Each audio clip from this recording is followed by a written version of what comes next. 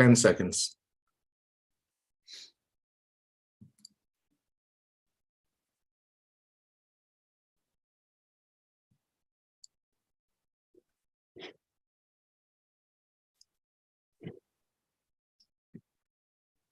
Good to go. Thank you, Mr. Chair. Thank you, sir. Thank you, Garrett. 10 seconds.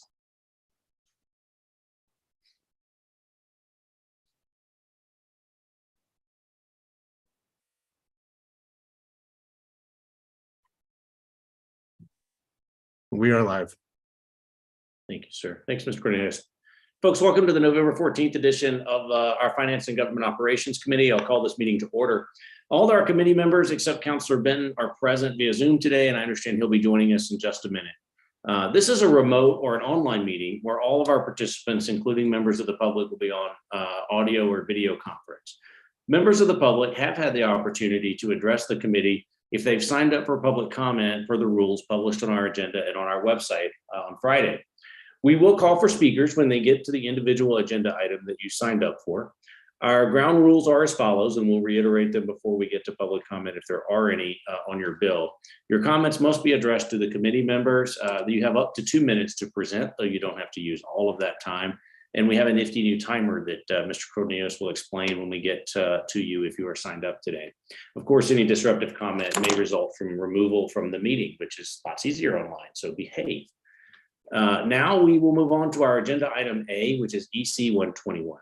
I'll make a motion to approve EC 121, which is a revenue and expense report for the third quarter of fiscal year 22 and a quarterly savings report. I move a receipt be noted. Do we have a second? Councilor Bassan, thank you for the second.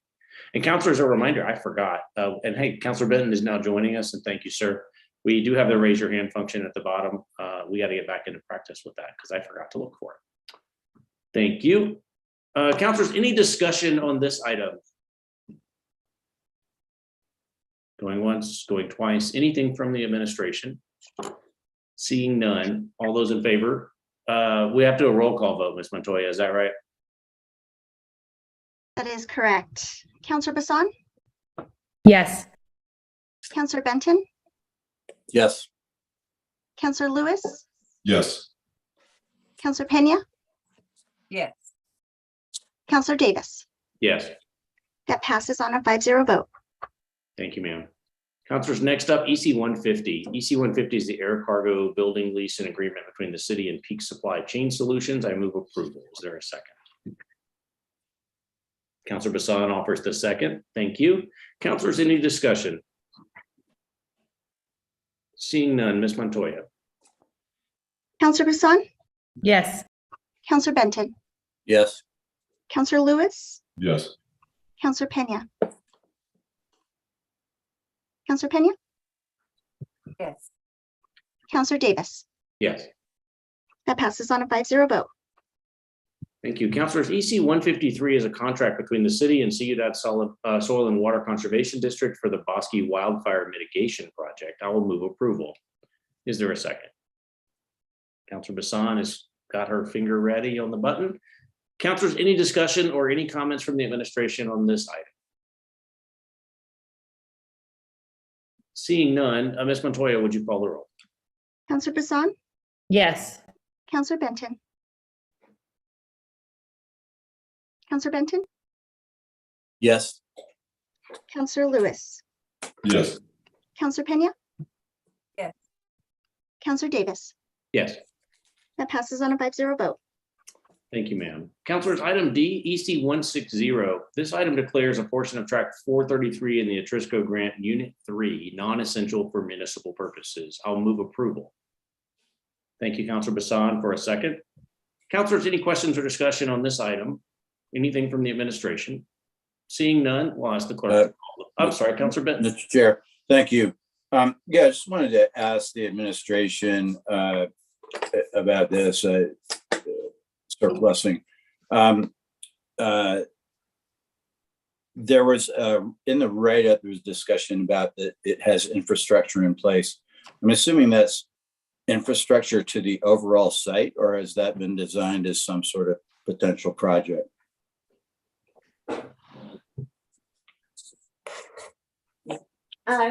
Good evening. I'm Jennifer Turner here for Pat Montoya from DMD. And so I understand Counselor Benton's question to be related to infrastructure associated with the site. Am I Yes, understanding? what city and city investments in infrastructure have occurred to serve this site? Do we know? So my understanding is we purchased it in 1996. At the time, we were still doing water reservoirs, but obviously we've stopped doing those at this point. And so I'm not aware of any infrastructure that's been put in with this for this project because we're not doing water reservoirs anymore. And I believe a lot of these responsibilities have gone to the Water Utility Authority. Thank you. Mr. Chair, do we have the person who wrote this write-up for staff, the staff write-up for this present or no? Sorry, I don't have it immediately in front of me, but I read the staff write-up on the bill. Mr. Chair, Councilor Benton, we do. It looks like Shanna did the write-up for this particular bill. Mr. Chair, Councilor Benson, Mr. Cox in our office did the write-up for this one, and he is here and available to answer questions for you. Okay. Yeah, so there was a reference to existing infrastructure in place. That's just what I wanted to know about. Mr. Chair, Councilor Benton, that is in reference to it being a develop ready site over on the west side. Basically, Okay. sidewalks are in place and language brought forth within the appraisal. Okay, thank you. And then I'll go back to the administration, the conference room, but have we looked at this site as a potential? Is there any plan for the site besides just putting it out on the open market? Or has the city looked into this at all as a potential site for housing, et cetera? So as part of our process for declaring property non-essential for municipal purposes, the department DMD surveys all other city departments and asks if there'd be any other use for this property. And that happened in 2018 when this went to the Real Property Review Board, and no other city department expressed any interest at that time. Okay, that's a long time, 2018. All right. And I think times have changed. So I've got an issue with moving forward with this bill until we have some questions answered as to what public purpose it might serve beyond just putting it out on the open market and selling it so that DMD has some money. So that's kind of, boiling it down there. But to me, I guess first we should ask about the timeliness of this. So I'll ask that and then a second question, and then I'll get off, Mr. Chair. But the timeliness of it, and then to reiterate, should other departments have a chance to look at this again, seeing as how it's 4 years later? Thank you. Counselor, is that a question to the administration? Yeah, well, yeah, it's a question for the administration as to whether I think we should be moving this to full council. Ms. Turner or Mr. Grego? Do you want to try to take that or something? We are happy to poll departments again, if that is what the committee desires. We can ask them again if things have changed in 4 years. I'm happy to do that. And Mr. Chair, I'm sorry to just belabor this, but is there anyone waiting in the wings, or this is just, the intention would be to just put it on the open market as zoned presently, which is for low density sprawl development? Yes, that would be our intent if council were to approve this. Yeah, and so, Mr. Chair and councilors, I would see this as a contradiction at the very least. As far as a city policy, again, this is on the west side, which has all sorts of very, very generic development, and some of it's okay, and some of it's pretty generic but nice, and some of it's really just cheap and bad planning and bad design. I would hate to just see that city relinquish control of a piece of property like this one and not really evaluate it further. So the fact that there was a poll taken 4 years ago, seems obvious that we should redo that. Thank you, Mr. Chair. So, okay, so Counselor, that's on this item. The motion on the floor is to move approval. Is there other discussion from counselors? I see Counselor Pena there, and then I'll ask if there's an alternate motion or if we want to just move this forward and let the administration revisit, or if we're going to keep it here. Counselor Pena. Yeah, I just had a question. So is the property, what is the zoning? I'm over here looking and I'm not seeing it. So is it commercial or is it, it's residential? It's R1, Counselor. It's R1. I seen it. Okay, I just wanted to check. I think obviously the department should be polled, but I would second the moving it to full council for approval. So may I, Mr. Chair? Counselor Benton, go ahead. I wanted to clarify with you. So you'd like to move it with a due pass recommendation, or, I mean, I see these as pretty serious questions. I wonder if we shouldn't just defer this in committee until we could get this poll taken. The initial motion on the floor is just to move approval, recommended to pass, or move approval, I guess. We could defer this, would be the alternate motion. I don't think there's a due pass on this at all. Mr. Chair, I'm going to move a deferral to the first meeting in January. And then I know, because we're going into the holiday season, that to take these polls and for everyone to cogitate on this question that I'm raising. It might take a little bit more than a month. So I'm suggesting my motion is for a deferral to the first meeting in January. We have a motion and a second from Counselor Bassan on the motion to defer until January. Is there any other discussion on that motion or the bill? Seeing none, anything from the administration? I heard Ms. Turner say that they would be willing to repoll. Does that work for you, Ms. Turner? Council President, yes, we are fine with that. We will repoll this. Okay. Thank you all. Hearing no other discussion, we'll call the roll. Ms. Montoya, would you go ahead, please? Counselor Bassan, Yes. Counselor Benton, Yes. Counselor Lewis, Yes. Counselor Pena, No. Counselor Davis, Yes. and that passes on a 4-1 vote. Thank you. And Ms. Montoya, if you could clarify for me, I want to go back to item EC 121 just very briefly. We had a public comment person signed up, Ms. Calderon, but I didn't see her in the comment list. And so I passed and I should have just double checked. She was moved to the last item, R76, she requested to be moved. Perfect. Thank you. Just want to be You're sure we welcome. didn't skip anybody. Next up, folks, 039. This matter is amending Chapter 2, Article 4 of the Code relating to elections and petitions. Counselor Bassan, do you want to take this one? I know you're one of the co-sponsors here. Mr. Chair, sure. I would like to make a motion for a due pass on 039. And I'll second that. And Thank you. I see our esteemed clerk, Mr. Watson, is here with us to help us discuss this evening. Counselor Bassan, if you'd like to proceed, or if you'd like to take public comment or let Mr. Watson speak, I'll defer to you.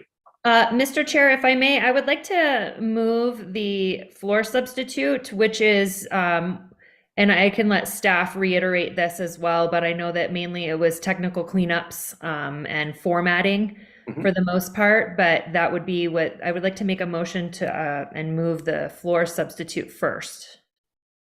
And that motion being made, do we have a second? I'll make the second for the record. And counselors have had an opportunity to see that. Is there any discussion on the motion for the floor sub?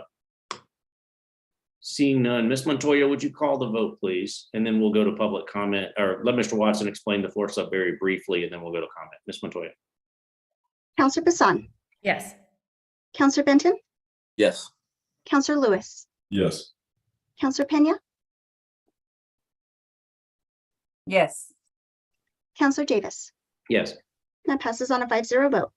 Thank you. Counselor Bassan or Counselor Pena as co-sponsors, if you want to take the floor, you're welcome. Otherwise, I'll let Mr. Watson explain very briefly sort of the changes here, and then we'll go to public comment. Mr. Chair, I'm fine with that. And then, somewhat of a small summary of the original bill in conjunction with this would be, I think, beneficial as well. Mr. Watson, the floor is yours, sir. Thank you, Mr. Chair, and thank you, councilors, for having me this evening. This is a cleanup bill to the election code in our city ordinances. I'll just go briefly through the bullets on what this does. First off, there's a lot of references in our election code to the municipal election code, which has basically been repealed by the Local Election Act. In this cleanup, we update all of those references. We also, there's currently a requirement for a runoff, a specific resolution for the runoff. We would like to, in the future, combine that with the general election resolution that the council passes before the election. I think it'll be administratively easier. We find that currently there's not sufficient time to pass a resolution, basically, between the time of the election and the time of the runoff. We also remove a number of references to various aspects of elections that are now managed by the county clerk following the city's opting into the Local Election Act. We remove references to the form of petitions, which are now governed by the Secretary of State. One thing which we think will be rather popular is we are merging the petition gathering timeframes so that privately financed and publicly financed candidates circulate petitions at the same time. One piece of feedback we received following the last cycle really was that candidates didn't like having the separate time frames. In the past, the time frame used to be closer to filing day. Then we moved them so they were both at sort of different periods, and now we're moving them both so they're earlier in the cycle. And we will see how the candidates like that. If it's, I'm sure we'll get more feedback one way or the other next cycle, and we can make new decisions then. We've moved these every cycle, and we continue to fine tune it. We also add a specific date for the filing day for publicly financed candidates. Our ordinances do not currently have one, and this is again just a cleanup to align with the Local Election Act. Finally, we fix all the spellings of counselor. There were a number of references to counselor in this, which were using the old spelling, and we clarify some of the language around petitions. There are some petition pieces, as I mentioned, that are now governed by state law, and there's some pieces that are now governed by our charter, and we clarify sort of which is which. That is a general overview of the bill. And if anyone has any questions, I'm happy to answer them. Thank you, sir. Well done. Councilors, any questions for Mr. Watson before we proceed to public comment? Seeing no hands, I will turn this over to Mr. Cornelius, I believe, for public comment. Thank you, Mr. Chair. There's no public comment on this item. Thank you. Okay, I had Ms. Mahler. Is she not present, or are we going to move her? Is that right? Yeah, she made it aware that she would not be able to speak tonight on any items. Thank you. Thanks. That's great. Councilors, any other questions or comments on this matter for 039? And anything else from the administration? Seeing none, Ms. Montoya, would you call the vote for the committee sub 039? So it's a do pass as substituted. Yes, ma'am. Counselor Bassan, Yes. Counselor Benton, Yes. Counselor Lewis, Yes. Counselor Pena, Yes. Counselor Davis, Yes. and that passes on a 5-0 vote. Great. Congratulations, Mr. Watson. We'll see you in a few weeks. And next we move on to item F, which is 040. Let's see. 040 amends Articles 2, 4, 7, 8, and 9, if I know my Roman numerals of the city charter relating to elections and public campaign financing. I will move a do pass for the purposes of discussion. Councilors, do we have a second? And Counselor Bassan and Counselor Benton for the second. The clerk can pick her favorite. And I believe we have a committee sub here as well.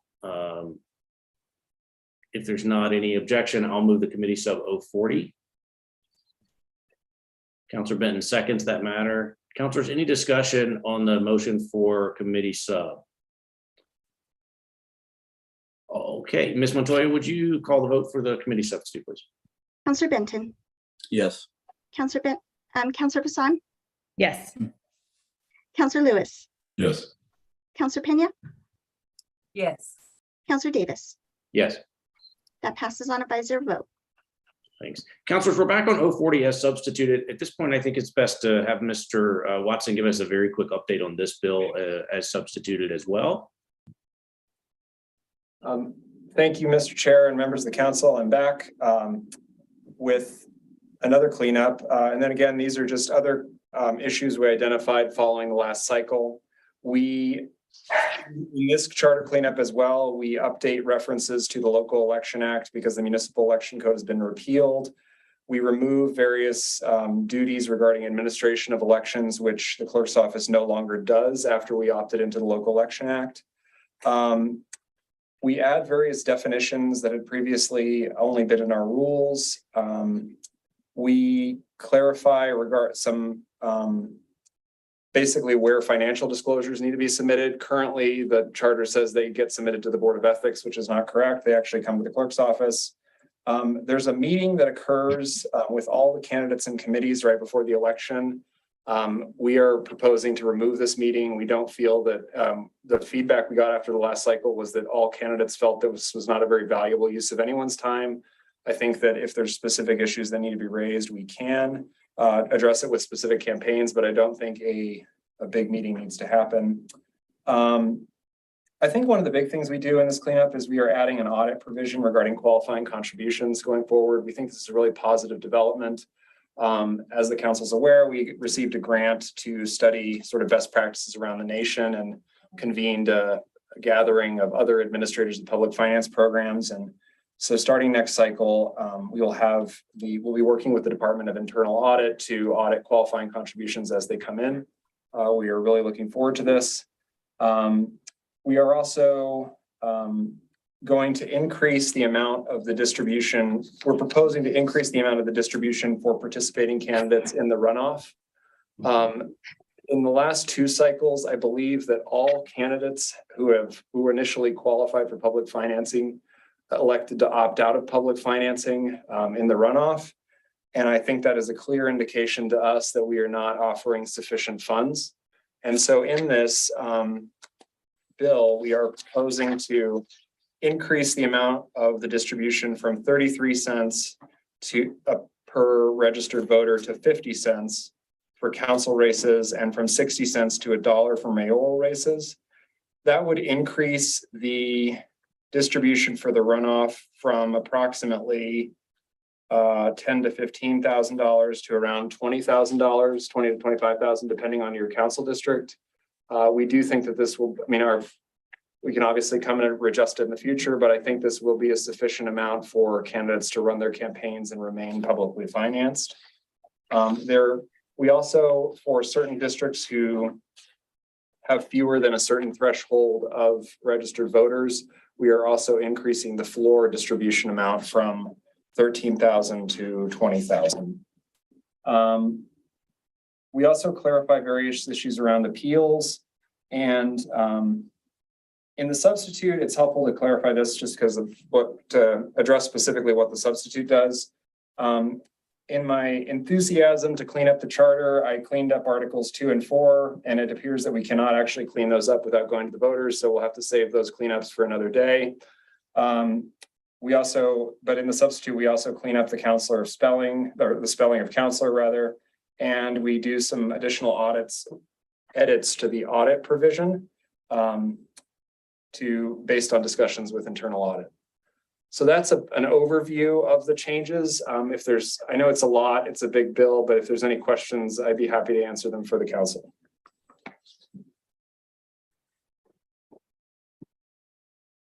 Thank you, Mr. Watson. Councilors, any questions for the clerk or comments from the administration before we move forward?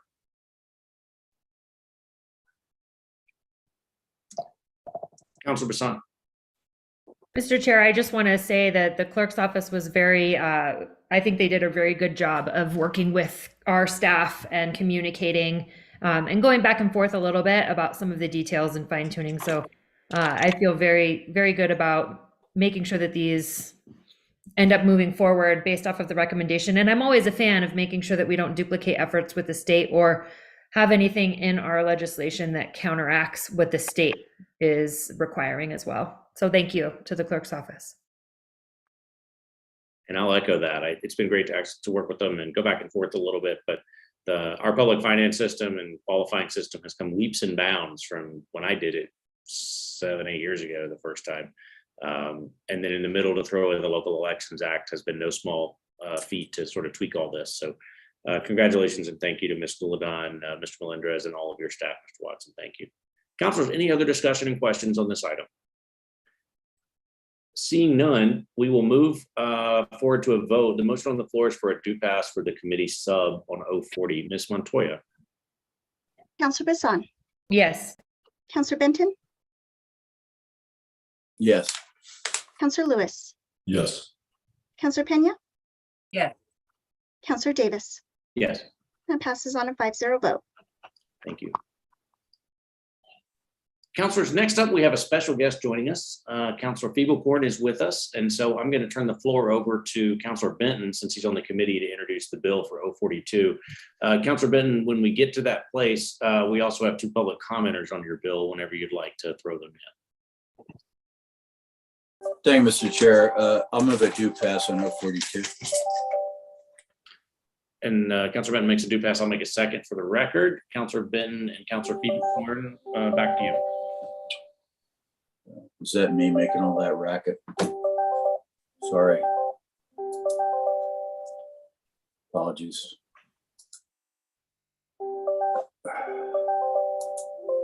We can go to Councilor Feeblecorn if you'd like. Yeah, please. Let's go straight to Council Feeblecorn.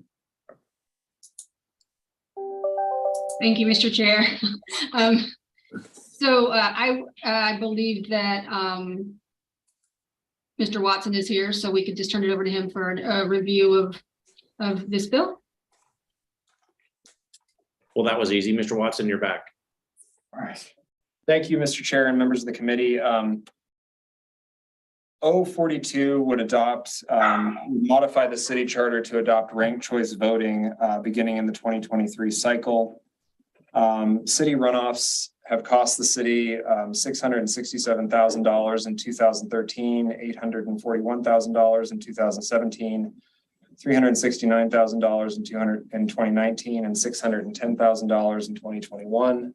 Not only do runoffs cost the city a lot of money, but based on our review of the campaign finance data, it appears this is also the most expensive month of the campaigns. And so this would basically going forward use ranked choice voting, which is what's used in Santa Fe and Las Cruces. Essentially, candidates rank their preferences when they are selecting candidates, and if as the votes are tallied, the person who gets the least votes, everyone who voted for that person, the system then looks at their second place vote. So it saves people from having to go to come back for runoffs. I mean, in general, runoffs are lower turnout elections. This would, in the perspective of the office, would be a good election to adopt it because it's a council election when there are fewer seats up. I mean, just logistically from my perspective, but I think this is a good year to also consider it because it's an off year, it's not an election year. So I'm here to answer any questions. If the technical questions, the Secretary of State's office has volunteered to come do a presentation at some point if the council has more questions about it. But that's all I got.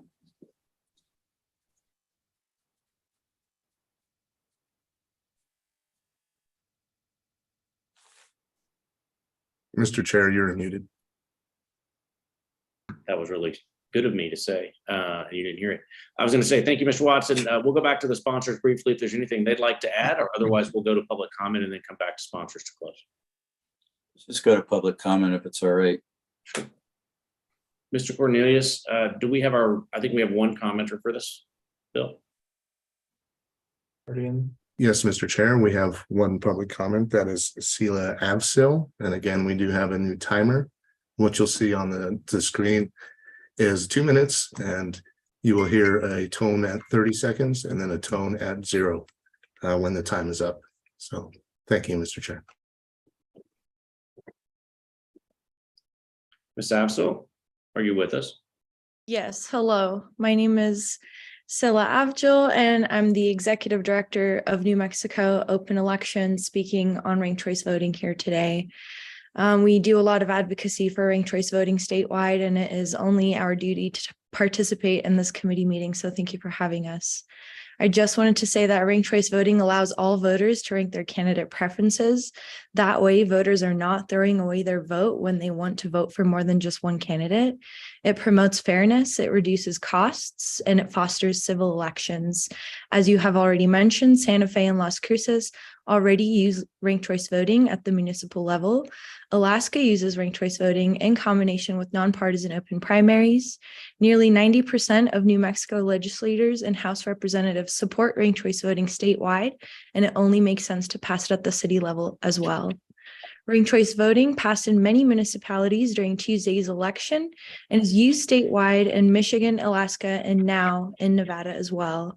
We must rely on our elected officials, such as those represented here today, to do the right thing and help create a system where all voters feel empowered and enthused about participating.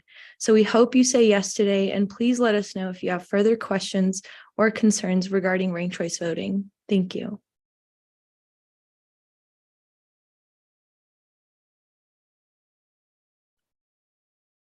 Mr. Chair, you're muted. That was our only speaker on this item. Thank you. And I was going to ask. So thank you for joining us today. Councilors, we're back to your bill. Councilor Stievelkorn and Benton. Or other councilors for questions. Councilor Lewis. Thank you, Mr. President. I do have some questions and concerns. And maybe the sponsors can address some of this with the administration. I understand that the administration, is this by request from the administration? I see a nodding head from Councilor Stievelkorn. I'm sorry? Yes, Councilor Stievelkorn's nodding. So. Okay. So I know it was requested by the administration, and so maybe some of these questions would be addressed to the administration as well. Was there a department in the administration? Is this Mr. Watson? Did this come out of the clerk's office? Is Mr. Watson recommending? Okay. So then maybe Mr. Watson can answer some of this as well. So, I know that the arguments for this or the reasoning for this center around, saving the city some money, and then the time, that it takes to do another election like that. So I guess I'd imagine that would be saving, the people of Albuquerque some time.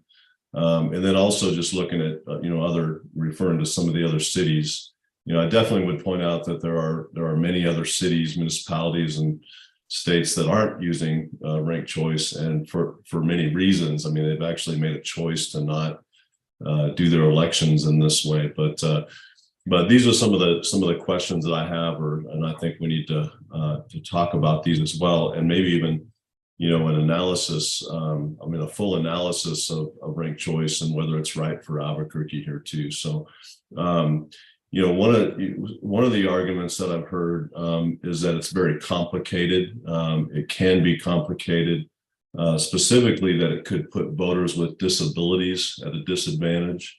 Some people that aren't native English speakers, others that might be facing difficulties voting at a further disadvantage. And so there are minority groups in all over the country that actually oppose ranked choice voting, particularly in New York City. There's a large opposition to RCV in New York City for those very reasons, because of the disadvantage it might cause to, again, people with disabilities, people that English is not their native language, and just have some that might just find a difficulty to vote. So that specifically, have we done any analysis, specifically of how ranked choice voting might affect people in that situation? Mr. Clerk. Mr. Chair, Councilor Lewis, We have not done that analysis because I have not seen those reports, to be frank, sir. And I think to the extent that's something the council wants to look into, I think that's appropriate. I think my main concern is I wanted to make sure the council was considering this in an off year. And to the extent we do need to decide to adopt this, that we do it with well in advance of the 2023 election. But I have not heard of those concerns. I mean, I know Alaska is now using it, which has a significant Native American population or First Peoples population. So I have not seen those concerns, to be frank, sir. So those concerns are actually pretty widely known. I think there are many cases of it and groups that have really been in strong opposition to it for those specific reasons. So I would suggest that before it would even move this out of committee, that we'd have that kind of information, readily available to us. Another concern is just the understanding how it works, which I think many people are really going to have a hard time, understanding it. But so the ranked choice, it only guarantees a majority winner, and what it does is it discards votes and throws out ballots. And so in every single election where there's ranked choice, where there's more than one round of tabulation, any voter who didn't rank a candidate, so if you just put one candidate, you go to the polls and you vote for your candidate. If that candidate is not in the final round, that legal ballot is tossed out, essentially, to go to the other round. And when you think about it, it's really the same process that, in a traditional election, you could just, throw away, and we keep a traditional election and just, throw away the ballots of anyone who voted for a candidate that's not in the top two. And so it puts at a real disadvantage anybody that would just come and say, well, I got my candidate and I'm going to go and I'm going to vote for that person. So we considered that.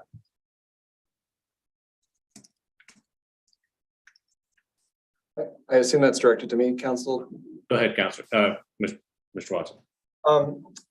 Council Chair, Councilor Lewis, based on conversations with the clerk's office in Santa Fe and the clerk's office in Las Cruces, we have not seen a lot of the voter confusion issues that you're describing. I've also anecdotally spoken with a few voters in those areas, and I haven't seen the voter confusion issues. I don't think there are campaigns that have encouraged their voters to only vote for one candidate. I think that's a strategic choice, but I'm not sure it's the correct choice. I do think, in general, it's a good idea if voters are ranking all of their preferences among the given candidates, and their first candidate isn't among the top two, then their other preferences will be considered. I can't comment on candidates who encourage voters not to vote on other candidates when they're ranking, but if they are ranking all the candidates, then if their top preference doesn't make it, then their other choices will be considered. And that is a part of this. We're introducing a different way of doing elections where there's opportunities for, campaigns or groups to, in a sense, game the system. You can approach it with several different strategies because of the way that the votes are tallied there. Another is just the technology. I know that ranked choice is just entirely dependent on technology. It's entirely a black box vote count with absolutely it's almost impossible for humans to verify it. Just the math alone, it would just, there's just no way. And at a time when there's a lot of distrust in our elections right now, it just seems like the exact opposite of the way we want to do to restore faith in democracy. It's an entirely electronic system. And we consider the fact that it would really be impossible for humans to verify, or even or in any kind of reasonable amount of time. Council Chair, Councilor Lewis, We have spoken with the county, and the county and their vendor are fully prepared to implement ranked choice. They have the technology to do it. I will say also that all the laws that apply to any election applied in a ranked choice election. So all the processes around auditing and the board of canvass and all of those procedures do apply. And so the election will be reviewed as with all elections. There are a number of jurisdictions like Virginia that have done it. I don't think have seen the concerns that you're raising around election security and such. I mean, the same laws apply to a ranked choice election. Well, I think we should consider it. I mean, I think it should be something that we consider if we're going to adopt something like this, just the, that aspect of it. So the other, one more question, issue around it is, and this is kind of has to do even more with, gaming the system. I know there's many cases of in ranked choice where, certain parties or organizations would encourage fringe candidates to kind of run as a way to game the system in that way, kind of trying to turn out at the extremes rather than trying to build a coalition that voters would directly support their candidate. And so again, and there are many instances of this. I mean, it doesn't take much to to find many instances where ranked choice is being used, where this is happening. And so, again, it's a system that creates a whole nother,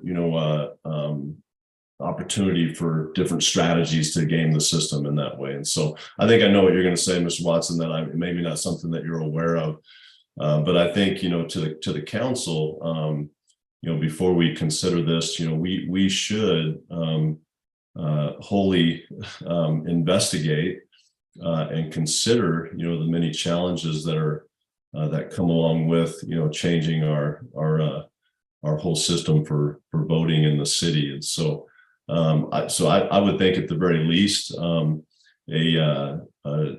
good study. I'm a little concerned about that the reasoning that I've heard, at least so far, is from the administration, is that it's all about saving money, especially then when we're not concerned about saving money in any other area of our city. That's just not been a priority whatsoever. But in this case, it's suddenly an opportunity to be able to save some money. But Mr. Watson, is this something that you've recommended to the council? Did this come?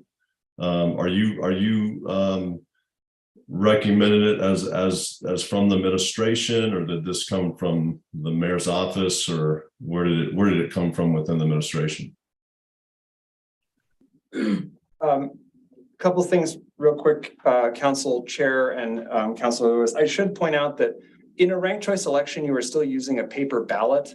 And those paper ballots can be audited. The machine is just doing tabulation as with all elections. So again, I don't think the election security concerns are as significant as they should be, as they are made out to be. With regard to in reviewing the ranked choice debates nationwide, it does seem like there is a lot of pointing to like specific anecdotes in different cities. And I don't think there's a conclusion to draw from those regarding how it works in terms of, like, as you put it, Councilor Lewis, empowering fringe candidates. I just, for every example, there's a counterexample, and I just, it does seem like a more efficient and cost-effective way to manage runoff elections. As to my office's role in this, I mean, the mayor's office has made clear that they're supporting it. We are really serving as the technical experts within the city on this issue.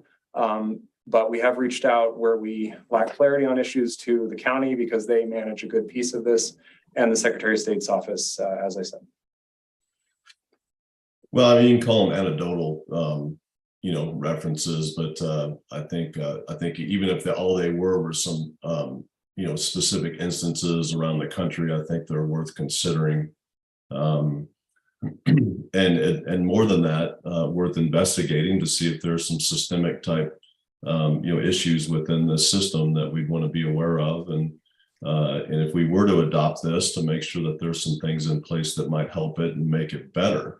So I hope that we're not just discounting, some of these issues that I brought up to say, no, those aren't really issues. And, there's just a few instances from around the country. I think there's some very real problematic, issues with ranked choice voting that we should consider. Again, I question a little bit the motive, just because really the only thing I'm hearing is saving money, and that's just not been the priority with anything else with this administration. And so I'd like to find some other reasoning beyond just saving money, which is good. That's great. We'd be saving some money, but I certainly would like to know some more substantive type of reasoning, to move our entire voting system to this approach. And thank you, Counselor. And perhaps Counselor Bassan has another reason because she's next.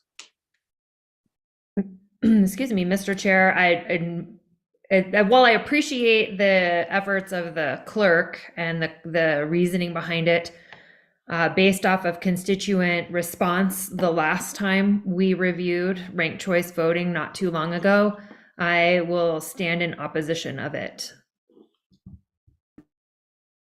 Thank you, Counselor. Counselors, other questions, discussions, or motions before we move forward? I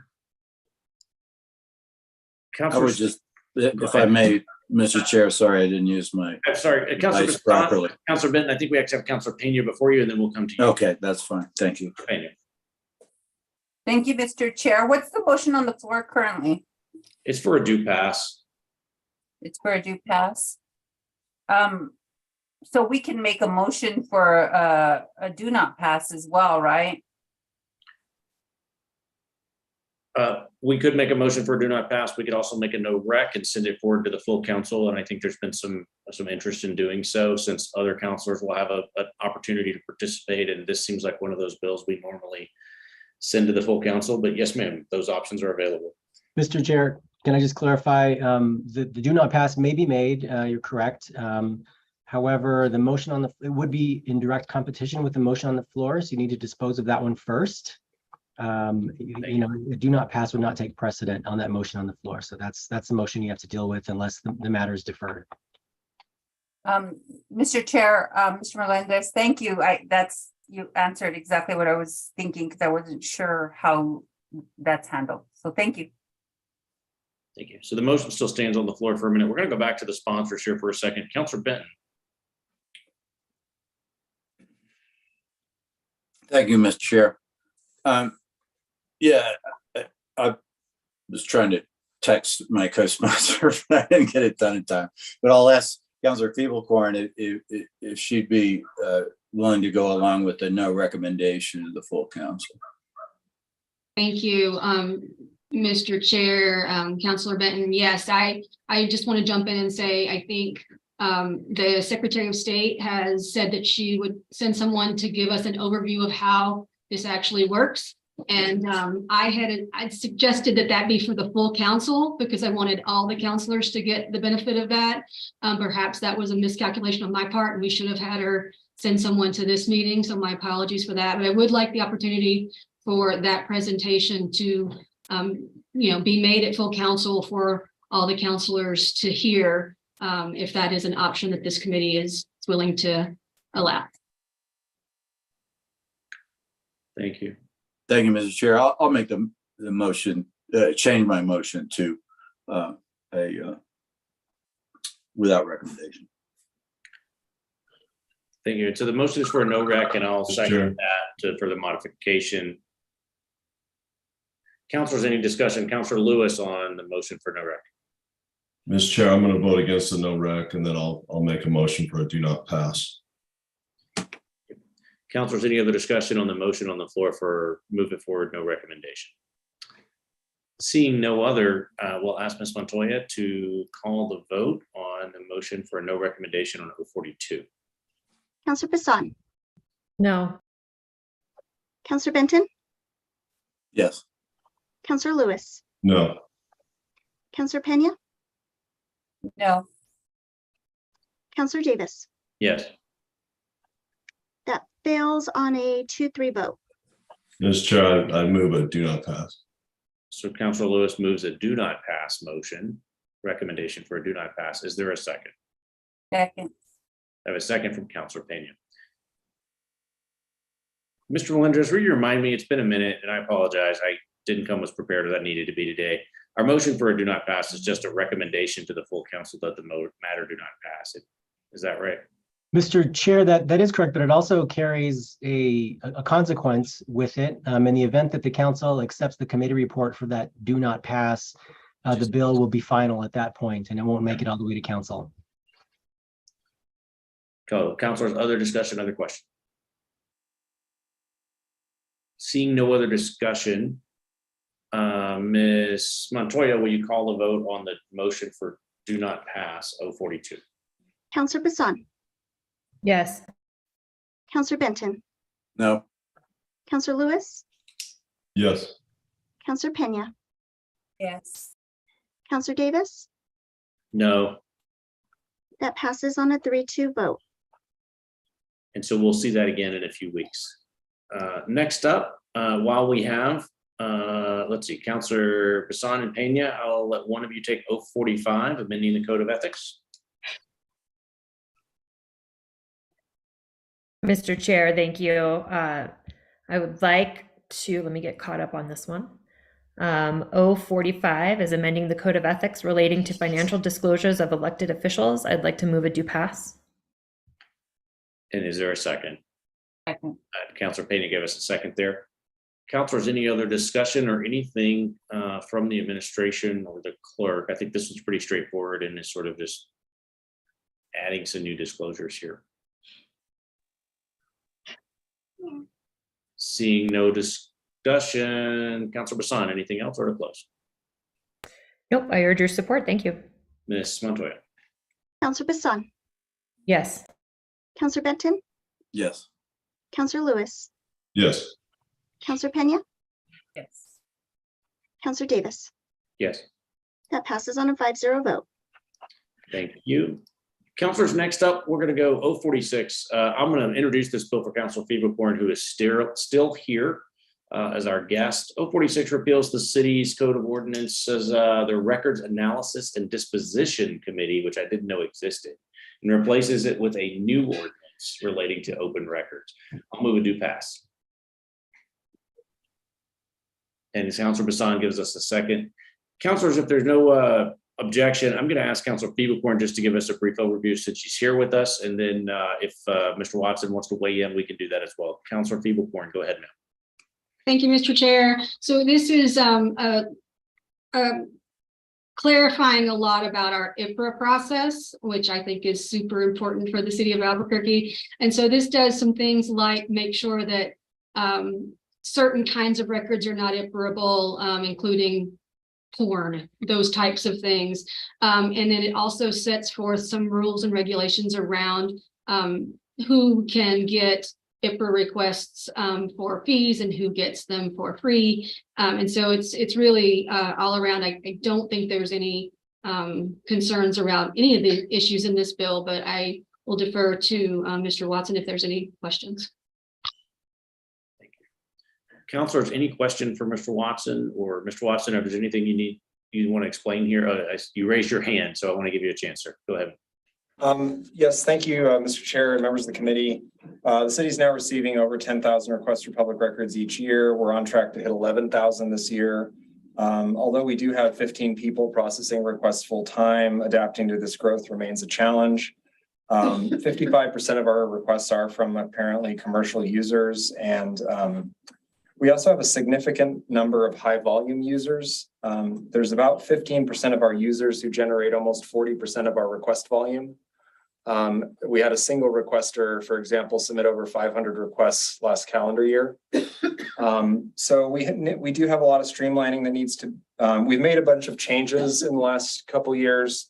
The ordinances that govern records management in the city have not quite kept up with those changes. And so in the vein of all the cleanups that we're doing,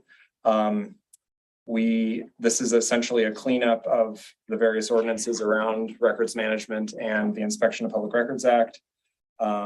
Although we do still have a number of challenges, this really is a huge step, and I appreciate the council's help on this and working with council staff on all these bills. This is the last one, I swear. If there's any questions about this, please let me know. This does create a city-specific exemption for nudity. As Council Fevercorn mentioned, that's a sort of a loophole right now in the law, I guess, in certain areas. And so we're trying to clarify that and make it more consistent. Thank you, sir. And for what it's worth, you got a lot of kudos at the Press Association meeting this weekend for trying to update our IPRA processes and what we've already done. And so kudos to you, Council Fevercorn, and others who have really been working on making it easier to get our records. And not subsidizing somebody's commercial enterprise to help them sue more people and do that work. Councilor Bassan. Mr. Chair, I agree with you and wanted to just reiterate I know that Mr. Watson had briefed me on this bill as well, Councilor Fevercorn, in total agreement with it. I think that this is striking a good balance between abusing the system and making sure that we are also open and transparent with those who are properly requesting it. So in full support, thank you.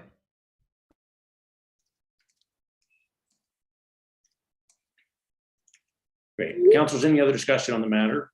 Mr. Chair, I just wanted to point out there's an amendment that Councilor Benton was going to move for me. Oh, I apologize. Councilor Benton, do you have an amendment? I think you're on mute. I'm on mute and I'm shuffling through my papers. And I don't have it here. Can the staff read that amendment for me? Mr. Chair, I'm going to ask Mr. Cornelius, is it possible to put that amendment up on the screen for us? Or in the alternative, if Council Fevercorn can just tell us what it does very briefly, I think that'll be easy. Mr. Chair, I also have it right in front of me. I can just read it. It's really short, if that makes sense. Go for it. Okay, this is amendment number 1 to O2246, a committee amendment to, on page 3, line 27, after the sentence ending in the word reduced, insert the following. During the process of establishing fees, the clerk shall consider classes of records which could be made available free of charge, classes of data, and quantities of data. Essentially, this amendment provides further guidance from the council to the clerk on the types of issues the clerk should consider when setting a rate schedule and including that certain types of records should be made available for free. And Mr. Chair, I'll move that amendment. Thank you. And for the purposes of discussion, I will second it. And so the councilors, the motion on the floor is for the amendment. Any discussion? Seeing none, Ms. Montoya, will you please call the roll? Councilor Bassan, Yes. Councilor Benton, Yes. Councilor Lewis, Yes. Councilor Pena, Yes. Councilor Davis. Yes. That passes on a 5-0 vote. Thanks. Thank you, Councilor Fevercorn, for reminding us of that. Councilors, any other discussions, any other amendments I forgot? Seeing none. Councilor Fevercorn, anything else before we close? No, thank you, Mr. Chair. Appreciate everybody's attention on this, and I urge your support. Ms. Montoya, will you please call the vote? Councilor Bassan, Yes. Councilor Benton, Yes. Councilor Lewis, Yes. Councilor Pena, Yes. Yes. Councilor Davis. Yes. That passes on a 5-0 vote. Thank you. Congratulations to the sponsors. Next up, councilors, 048. Councilors, this is by Councilor Benton, so I'm going to turn this over to him. I think we have a motion and then an amendment, and then we have public comment on this as well. Councilor Benton for 048.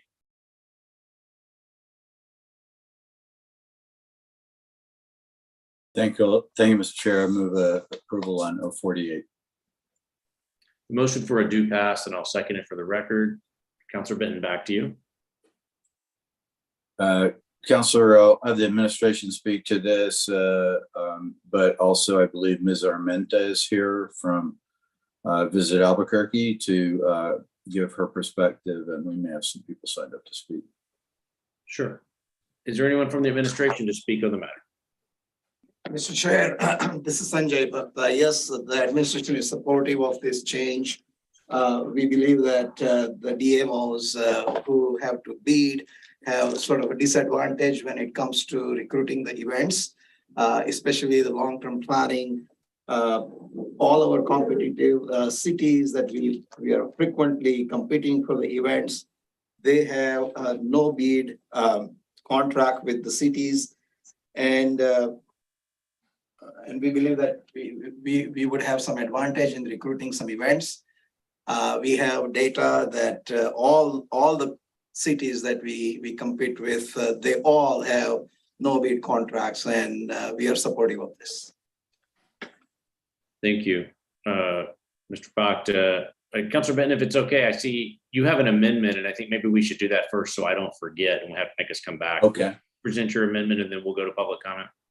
Thank you, Mr. Chair. I move a committee amendment number 1 to 2248. It reads on page 1, line 28, after the term exhibitions, insert the following, quote, and is accredited as a DMO through a globally recognized destination marketing accreditation program, end quote. Thank you. And I'll second that for the record if we need it, Ms. Montoya. Councilors, other discussion on the matter for the amendment? Seeing none, Ms. Montoya, when you're ready, would you call the vote on the amendment, please? Counselor Bassan, Yes. Counselor Benton, Yes. Counselor Lewis, Yes. Counselor Pena, Yes. Counselor Davis. Yes, Passes on a 5-0 vote. thank you.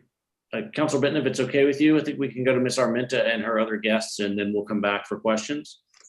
Yes. Mr. Cornelius, would you begin calling our public commenters, please? Mr. Kawadlawala is available, I believe. Thank you, Mr. Chair. Dipesh Kodwala, followed by Christine Pauley. Hi, good evening, Chair. Thank you for allowing me to speak. So I'm the owner of Sun Capital Hotels. We own 9 hotels here in New Mexico. I'm currently the chairman of the board for Visit Albuquerque.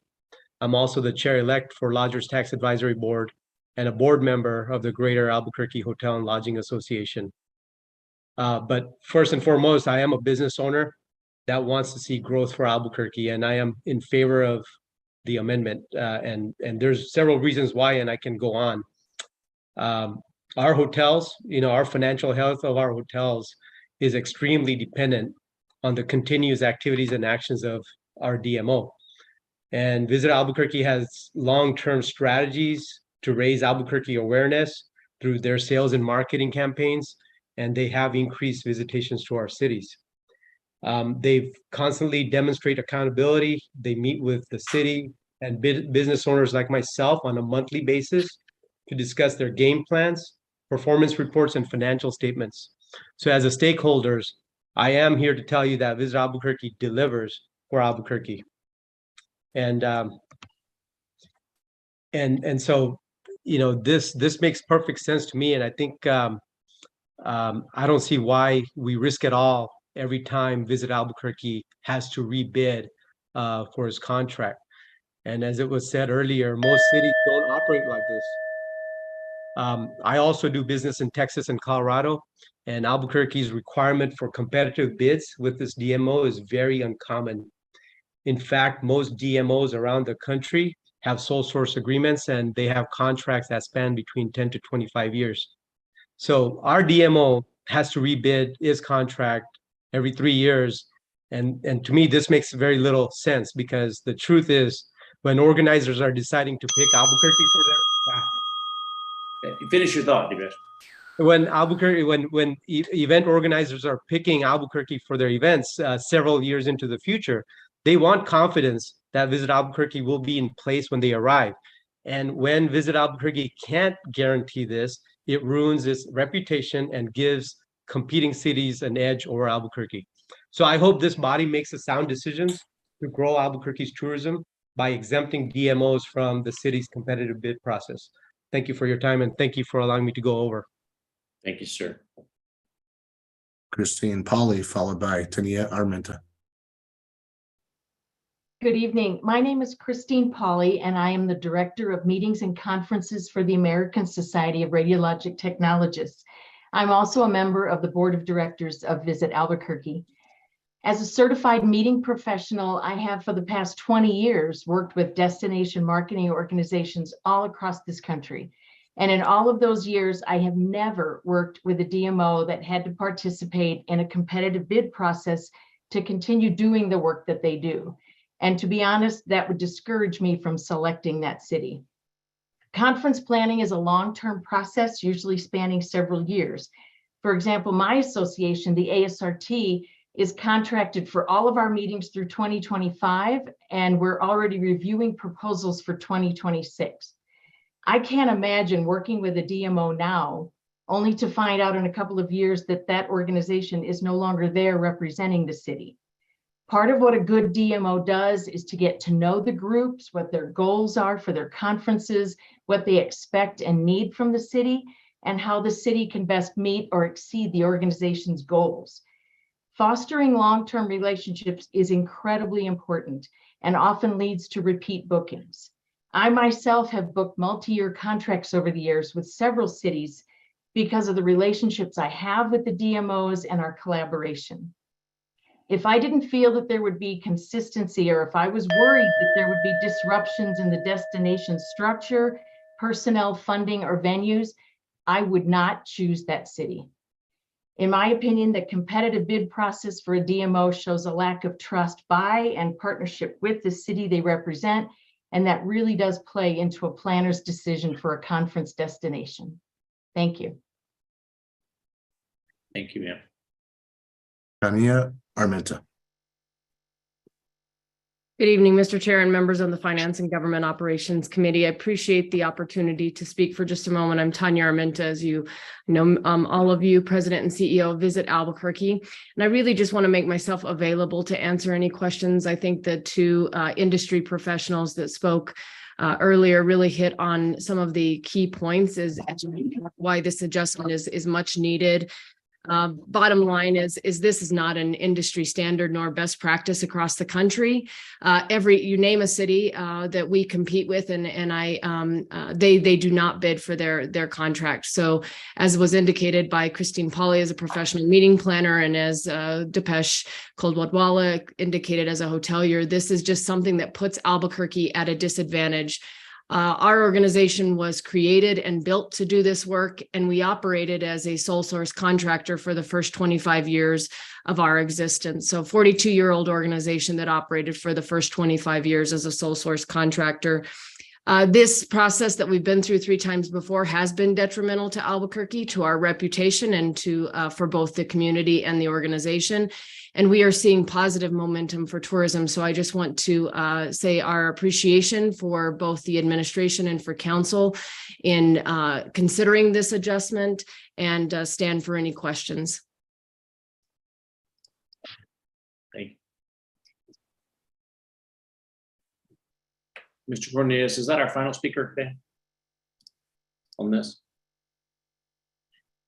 Mr. Chair, yes, it is. Thank you. Thank you. Councilor Benton, back to you.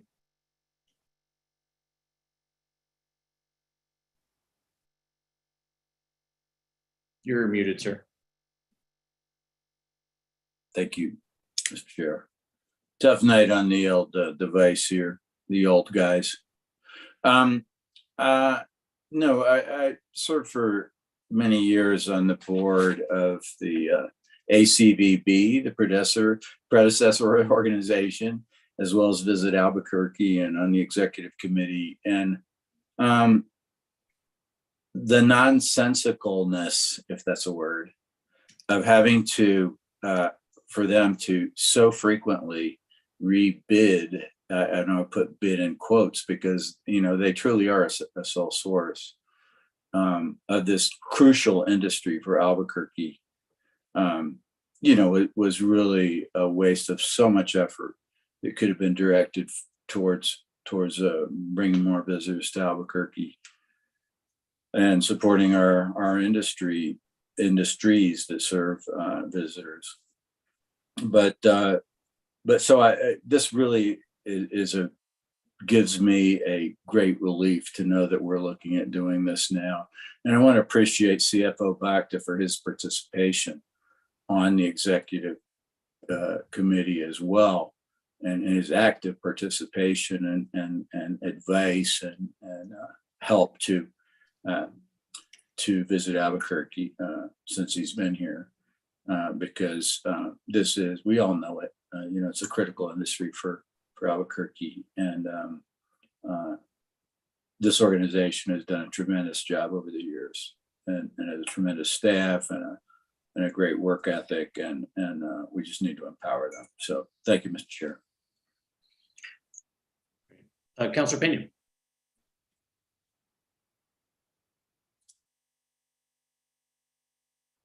Thank you. I'm losing my screen as well here, so I lost you guys for a second.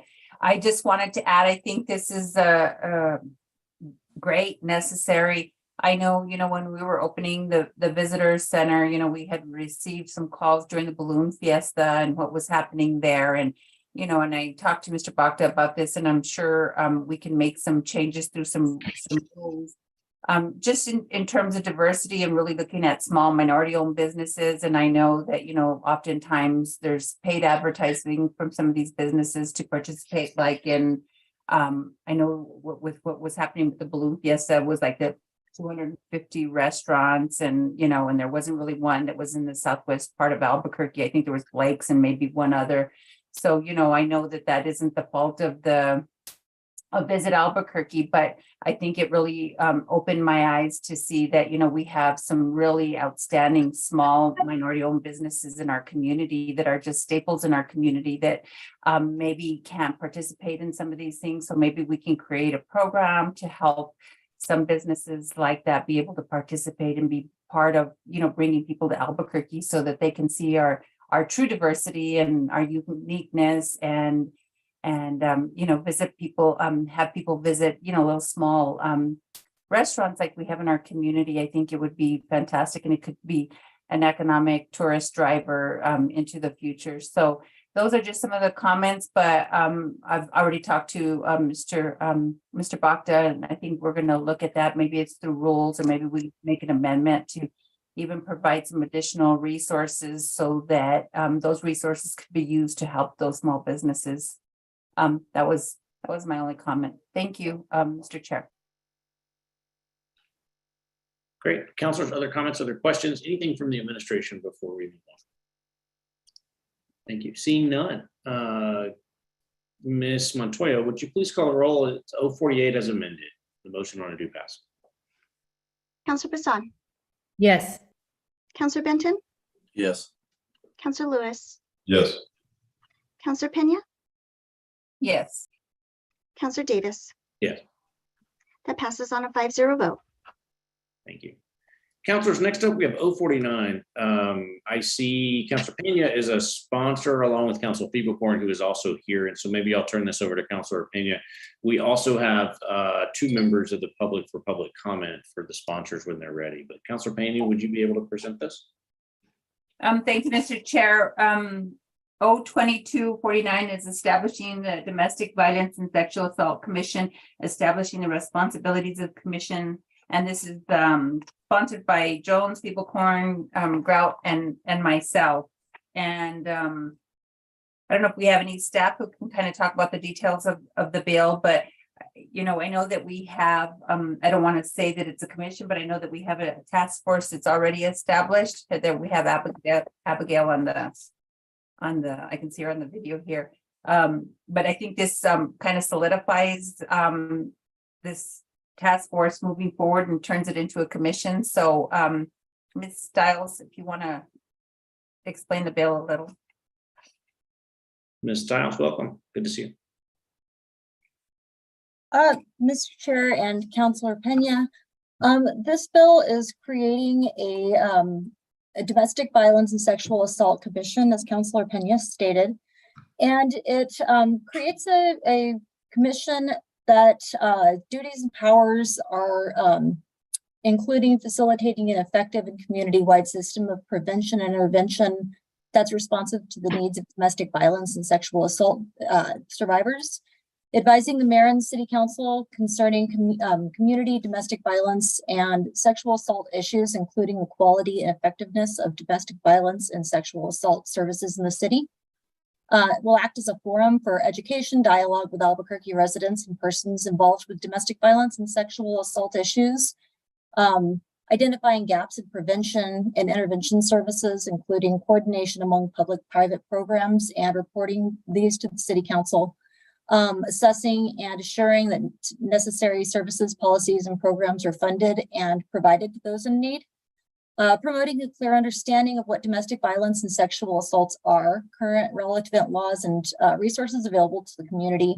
Developing a plan that ensures laws on domestic violence are properly implemented and providing training to law enforcement and our judiciary system. And supporting the execution of the recommendations made by the mayor's domestic violence task force. And rendering an annual report to the mayor and the city council of the commission's work during the preceding year. I believe the administration's also available if there's any interest in getting a little bit of background on why this commission is necessary and how the suggestion of the commission came into be. Mr. Chair, yes, I'd definitely like to ask the administration, but Mr. Chair, we actually have a sub, right? We have a committee sub, and I apologize, I didn't make a motion to move that sub right out the gate. So I'd like to make a motion to move the committee floor sub. Great, let's do it now. We have a motion and a second from Councilor Bassan. Any discussion on the floor substitute? Seeing none, Ms. Montoya. Counselor Bassan, Yes. Counselor Benton, Yes. Counselor Lewis, Yes. Counselor Pena, Yes. Counselor Davis. Yes. Passes on a 5-0 vote. And Councilor Pena, we're back on your bill as amended. We have some public commenters and the administration and a special guest. I think State Representative Herndon is with us as well in public comment. So I'll defer to you, ma'am, on where you want to go. Mr. Chair, I think we can start with the administration. They can give their comments and then we can go to Representative Herndon. Great. From the administration. Mr. Chairman, just wanted to introduce, we have Isis Roy Ball, who's the Domestic Violence and Sexual Assault Prevention Coordinator in the Mayor's Office. I think Ellen Brayton's also here from who's the Behavioral Health Division Manager from the Family and Community Services. They can answer questions. They've been working with the DV and sexual assault prevention community on this for a while. And I know if you have any questions or I don't know, Ms. Roy Ball, you want to talk a little bit about the process? Sure, I'd be happy to give a little bit of background. Thank you, Mr. Chair and councilors. So in 2019, Mayor Keller established a domestic violence task force, improved at solving domestic violence and sexual assault efforts. From there, they produced 39 recommendations. And the first recommendation they put forth was to create and formalize a commission on domestic violence and sexual assault. And so now we are in 2022, we are putting forth this legislation. We put forth it as a part of October, which is Domestic Violence Awareness Month. And I guess the only other background I'd like to say is that domestic violence and sexual assault are public health issues, and it is a problem in our community, but it can be prevented. It requires the collective voice of individuals with lived experience, nonprofit organizations, institutions, and our systems, which is all what's going into the commission, the legislation that we are putting forth today. And I'd be happy to answer any additional questions. And Ellen is also here. Thank you. Thank you so much. Mr. Cornelius, I think we'll go to public comment here briefly, and then we'll come back to discussion. Thank you, Mr. Chair. Our first speaker is Pamela Herndon, followed by Matt Mirachi. Thanks. Representative, welcome and congratulations on your recent election. Thank you, Mr. Chair. I can't believe you had time for us and not a vacation, so we're honored to have you. Thank you very much. Well, good evening, Mr. Chair and members of the committee. I come before you in my capacity as a former member of the task force. And I also want to thank you very much for putting together this Domestic Violence Commission based upon the recommendations of that task force. But most importantly, I want to applaud you for the inclusion of Section E on page 4 of the ordinance, where you give the commission the authority to assess and assure that programs are funded to provide those in need. And I bring that to your attention because as we looked at the funding that was available for sexual assault and domestic violence issues in the past, they were primarily funded with grants, soft money. And I'm asking you, please, to come forth with recurring dollars that are put in to help these individuals who are leaving abusive situations. And I ask that to you also looking at what the community has come forth with, like the U.S. Eagle Federal Credit Union and the Rio Grande Credit Union, who put together a CUSO, a credit union service organization, to make sure that funds are available for domestic violence survivors at reasonable rates, which is important in a place like New Mexico, where the lowest interest rate is 36%, but credit unions are doing something better. So thank you, Mr. Chair, members of the committee, for listening to me, and I look forward to your recommending firm dollars in the budget in the future for helping these individuals. Up next, Matt Mararchi. Good evening, Mr. Chair and councilors. My name is Matt Mararchi, and I'm the Director of Advancement for Enlace Comunitario. As Central New Mexico's leading provider of culturally specific wraparound services for Latinx and immigrant domestic violence survivors in Central New Mexico, Enlace Comunitario expresses our support for establishing the Domestic Violence and Sexual Assault Commission through this ordinance. Over the course of the past fiscal year, Enlace has experienced a 25% increase in client service requests and recognizes that we cannot do this work alone, which is why we are grateful to work in collaboration with many community partners. We hope that this commission will help bridge systemic gaps for services on which domestic violence and sexual assault survivors depend and amplify the narratives around the importance of culturally specific intervention prevention services offered by area providers like Enlace. Thank you so much. We appreciate your time. That is our final speaker on the topic. Thank you. Councilors, we are back on your bill. Councilor Pena, Councilor Feeblecorn. Anything further? I don't know if Councilor Feeblecorn wanted to add anything, but I just wanted to say that I know Councilor Jones, Feeblecorn, and Grout I had been working on this. I kind of added myself in on the tail end, and I just appreciate their work. I know I'm very passionate about this. I have family members who are survivors of domestic violence, so I just felt that this was an important tool for us to use moving forward. So I don't know if Councilor Feeblecorn wanted to add anything to this. Councilor Feeblecorn. Thank you, Mr. Chair. Thank you, Councilor Pena. I will just add that domestic violence is a really huge problem in the city of Albuquerque. And I've been working on this issue for many years through the nonprofit I run and now on city council. I just see this as a very important need, and I'm thrilled with this next step of this commission and hoping that we can really do as Representative Herndon suggested and really put our money where our mouth is on this issue and try to alleviate as much violence in our homes as possible. So urge your support. Thank you. With that, I'd urge everyone's support. Thank you, Mr. Chair. Thank you. Councilors, any other discussion? Seeing none, Ms. Montoya. Counselor Bassan. Yes. Counselor Benton. Yes. Counselor Lewis. Yes. Counselor Pena. Yes. Counselor Davis. Yes. That passes on a 5-0 vote. Congrats to the sponsors, and we'll see you in a few weeks at the full council.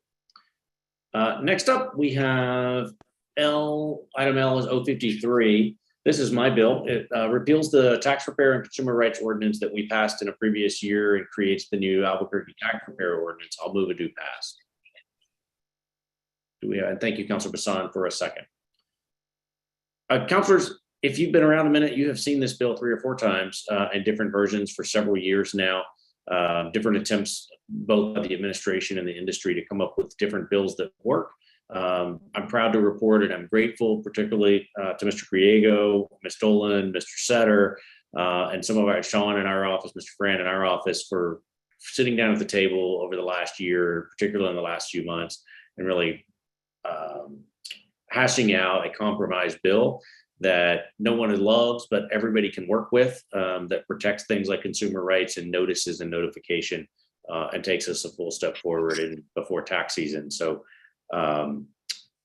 with that, I will say, let's go to public comment, Mr. Cornelius. We'll take that first because I think we have some advocates and we have members from the industry here, and then we'll go to the administration if they want to close after we hear from members of the public. Thank you, Mr. Chair. Our first speaker is Shelley Barker, followed by Andrew Schultz.